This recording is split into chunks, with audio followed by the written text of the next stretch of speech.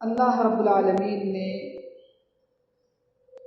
ہم انسانوں کو وہ تمام اعمال بتا دیے جو نیکی کے ہیں، ثواب کے ہیں اور ہمیں جنت میں لے کر کے جائیں گے، اور پھر وہ تمام اعمال بھی بتا دیے ہیں جو گناہ ہیں اور ہمیں جہنم میں لے کر کے جائیں گے۔ اس کے لیے اللہ رب العالمین نے ہمارے نبی جناب محمد رسول اللہ صلی اللہ علیہ وسلم کی زندگی کو اسوہ اور نمونہ بنایا، معیار بنایا کہ ہم نبی کی زندگی کو دیکھیں کہ آپ نے کون سا عمل کیا، کون سا آپ نے نہیں کیا، کس کام کے کرنے کا آپ نے حکم دیا اور کس کام سے آپ نے روکا۔ نبی کی زندگی ہمارے لیے معیار ہے، اسوہ ہے اور نمونہ ہے۔ اللہ رب العالمین فرماتا ہے وما آتاکم الرسول فخذوہ وما نہاکم عنہ فانتہوا، یعنی اے لوگو جو تمہیں رسول دے، جس کا حکم دے اسے تم لے لو، اور جس سے رسول تمہیں روکے اس سے رک جاؤ۔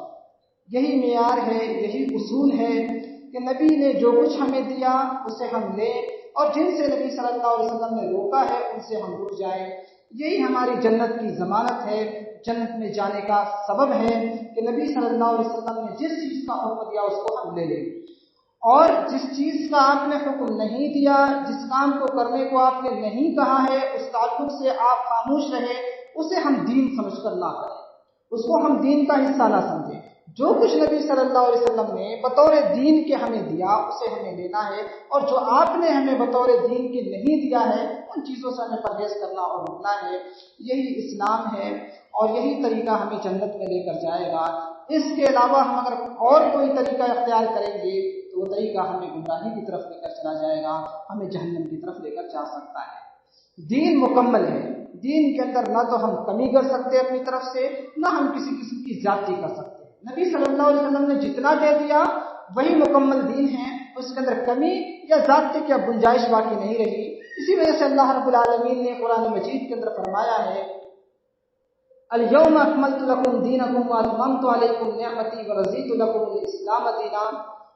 اللہ رب العالمین اس آیت کے اندر کہتا ہے کہ لوگوں، ہم نے تمہارے لیے تمہارے دین اسلام کو مکمل کر دیا ہے، ہم نے تمہارے دین اسلام کو مکمل کر دیا ہے، اور تم پر اپنی نعمتیں بھی مکمل کر دی ہیں، اور تمہارے لیے اسلام کو بطور دین کے پسند کر لیا ہے۔ یہ اللہ رب العالمین بتاتا ہے کہ اس آیت کے اندر دین ہم نے مکمل کر دیا ہے، یعنی دین کے اندر اب کوئی کمی نہیں ہو سکتی، کوئی دین کے اندر زیادتی نہیں کر سکتا۔ دین جس شکل میں موجود ہے اسی شکل کے اندر باقی رکھنا ہے۔ اگر کوئی دین کے اندر کسی بھی طریقے کی زیادتی کرتا ہے تو گویا کہ وہ دین کو نامکمل سمجھ رہا ہے۔ نبی صلی اللہ علیہ وسلم نے دین مکمل کیا، اللہ رب العالمین نے دین کو مکمل کر دیا۔ اب اگر دین میں کوئی شخص کوئی نئی چیز ڈالتا ہے اور کہتا ہے کہ یہ دین کا حصہ ہے، ثواب کا کام ہے، تو یہ سمجھ لیجئے کہ وہ دین کو نامکمل سمجھ رہا ہے، اس لیے کہ نبی نے جتنا کیا وہ مکمل ہے۔ اگر وہ اس سے زیادہ کرتا ہے، نبی نے نہیں کیا پھر بھی ثواب سمجھ کے کرتا ہے، تو گویا وہ یہ کہتا ہے کہ نبی نے دین مکمل نہیں کیا تھا، یہ چیز باقی رہ گئی تھی جس کو میں پورا کر رہا ہوں، میں مکمل کر رہا ہوں۔ اس وجہ سے ہماری یہ ذمہ داری ہے کہ دین مکمل ہے اس بات کو ہم سمجھیں، اور جتنا نبی نے کیا اتنا ہی عمل کریں۔ کوئی انسان اگر 5 وقت کی نماز کے بجائے 3 وقت میں نماز پڑھے، 3 وقت کی نماز پڑھے اور پھر دین میں کمی کرے تو یہ چیز اس سے قبول نہیں ہوگی، وہ گنہگار ہوگا۔ اسی طریقے سے اگر کوئی انسان 5 کے بجائے 6 وقت کی نماز پڑھے اور یہ کہے نیکی کا ہی تو کام ہے، 5 وقت کی پڑھتے تھے تو کم نیکی کرتے تھے، 6 وقت کی نماز پڑھنے لگے، 1 وقت زیادہ پڑھنے لگے تو زیادہ ثواب کا کام کر رہے ہیں، اللہ کی عبادت زیادہ کر رہے ہیں، تو کیا یہ چیز اس سے قبول کی جائے گی؟ یہ چیز قبول نہیں ہوگی۔ کیوں؟ اس لیے کہ نبی کے بتائے ہوئے طریقے کے مطابق نہیں ہے۔ ثواب وہی ہے، نیکی وہی ہے جو اللہ کے نبی صلی اللہ علیہ وسلم نے بتایا، اور جس طریقے سے بتایا ہے اس طریقے سے انجام دیا جائے تو ثواب اور نیکی کا کام ہے۔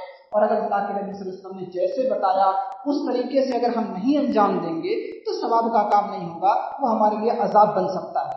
مغرب کی نماز 3 رکعت ہے، कोई इंसान सोचे मैं 3 क्यों पढ़ूं, मैं 5 रकात पढ़ूंगा, 2 रकात ज्यादा पढ़ूंगा, सजदा ज्यादा करूंगा, रुकू ज्यादा करूंगा, दुआएं ज्यादा पढ़ूंगा, अजर भी ज्यादा मिलेगा, सवाब भी ज्यादा मिलेगा। तो क्या ये सवाब का काम हो जाएगा?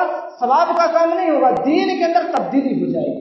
वो क्या करेगा? दीन में तब्दीली होगी, और दीन में तब्दीली होने की वजह से अल्लाह रब्बुल आलमीन उसे अजाब देगा, सवाब नहीं देगा, अजाब देगा। गरचे वो इबादत ज्यादा अल्लाह की कर रहा है, लेकिन अल्लाह के बताए हुए तरीके के मुताबिक नहीं है, इस वजह से उसको सवाब न मिलकर इस पर गुनाह होगा, अजाब होगा। इसी वजह से हमें अपना हर अमल अंजाम देने से पहले ये गौर करना चाहिए, हमारा ये अमल शरीयत के मुताबिक है। ये मत सोचिए कि मैं जो कर रहा हूं वो सवाब का काम है, मैं जो कर रहा हूं नेकी का काम है। ये देखिए वो सवाब का काम और नेकी का काम क्या शरीयत के मुताबिक है या नहीं, नबी के बताए हुए तरीके के मुताबिक है या नहीं। अगर नबी के बताए हुए तरीके के मुताबिक है तो करिए, सवाब मिलेगा। लेकिन अगर नबी ने नहीं किया तो फिर उसको सवाब का काम मत समझिए, वो आपके लिए अजाब बन जाएगा क़यामत के दिन।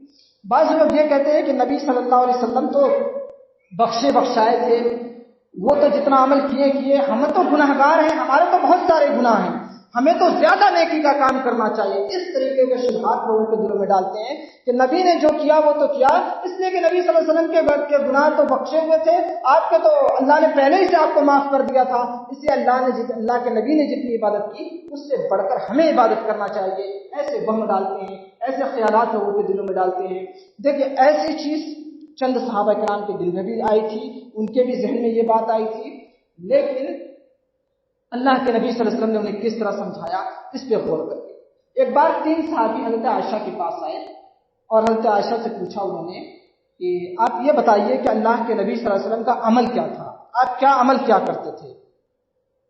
हज़रत आयशा ने बताया आप ये अमल करते थे, ऐसे ऐसे करते थे, ये काम क्या करते थे, तहज्जुद पढ़ते, ये करते। तो उनको ऐसा लगा कि नबी सल्लल्लाहु अलैहि वसल्लम के तो गुनाह पहले से ही बख्शवाए हुए थे, बख्शे थे, अल्लाह ने बख्श दिए थे, आप तो पहले ही से बख्शाए हुए थे, लेकिन हमारा जहां तक मामला, हम गुनाहगार हैं, इस वजह से उन्होंने अपने अमल को बहुत कम समझा कि हमारे अमल तो बहुत कम है, हमें तो इससे ज्यादा करना चाहिए। तो उनमें से एक ने कहा मैं अब कभी रात में सोऊंगा ही नहीं, हमेशा पूरी रात अल्लाह की इबादत ही किया करूंगा। दूसरे ने कहा मैं हमेशा अब रोजा ही रखूंगा, कभी बगैर रोजे से रहूंगा ही नहीं, पूरी जिंदगी अब रोजा ही रखता चला जाऊंगा। और एक ने कहा कि मैं अब शादी ही नहीं करूंगा, पूरी अपनी उम्र अल्लाह की इबादत के अंदर लगा दूंगा। ये लोग चले गए, अल्लाह के नबी सल्लल्लाहु अलैहि वसल्लम घर तशरीफ लाए, अल्लाह के नबी सल्लल्लाहु अलैहि वसल्लम को इसकी खबर हुई, अल्लाह के नबी ने उन्हें बुलवाया और उनसे पूछा कि क्या तुमने ये बातें कही हैं। उन्होंने कहा कि हाँ हमने ये बातें कही। अल्लाह के नबी सल्लल्लाहु अलैहि वसल्लम ने फरमाया कि ऐ मेरे सहाबा, सबसे ज्यादा तुम में अल्लाह से डरने वाला मैं हूं, जिसके दिल के अंदर सबसे ज्यादा अल्लाह का खौफ है वो मैं हूं, लेकिन इसके बावजूद मैं तहज्जुद की नमाज भी पढ़ता हूं, रातों को नमाजें भी पढ़ता हूं और सोता भी हूं, और मैं रोजा भी रखता हूं और नहीं भी रखता हूं। ऐसा नहीं कि पूरा हमेशा रोजा ही रखता चला जाऊं, रोजा भी रखता हूं और नहीं भी रखता हूं, और मैंने शादी भी कर रखी है। उसके बाद अल्लाह के नबी ने कहा वमन रग़िबा अन सुन्नती फलैसा मिन्नी, जो मेरी सुन्नत से इराज करेगा वो हमारे तरीके पर नहीं होगा, इस्लाम के तरीके पर नहीं होगा। यानी मैंने शादी भी की हुई है, मैं रोजा रखता भी हूं और नहीं भी रखता हूं, तहज्जुद भी पढ़ता हूं और सोता भी हूं, और तुम ये कह रहे हो कि मैं कभी भी अब रातों को सोऊंगा ही नहीं, हमेशा अल्लाह की इबादत करूंगा, या फिर शादी ही नहीं करूंगा, हमेशा रोजा ही रखूंगा, ये मेरी सुन्नत के खिलाफ है। तुम अगरचे इसे सवाब समझ रहे हो, नेकी का काम समझ रहे हो, रोजा रखना नेकी का ही काम है, तहज्जुद पढ़ना नेकी का ही काम है, तुम इसे नेकी समझ रहे हो, लेकिन मेरे तरीके के खिलाफ है। और जो मेरे तरीके के खिलाफ कोई अमल अंजाम देगा, कोई काम करेगा, तो वो इस्लाम के तरीके से हट जाएगा, यानी वह उसे उस पर अजर नहीं मिलेगा, सवाब नहीं मिलेगा। बड़ी वाज़ेह हदीस है जो हमें बताती है कि सवाब और नेकी कौन सी चीज है, जिसे अल्लाह के नबी ने बताया वो सवाब और नेकी है, जिसको अल्लाह के नबी सल्लल्लाहु अलैहि वसल्लम ने अंजाम दिया वो नेकी का काम है, जिसे हमारी अक्ल सवाब समझे, जिसे हमारी अक्ल नेकी समझे वो नेकी नहीं। अगर नबी के मुताबिक है तो है, वरना जिसे हमारी अक्ल कह दे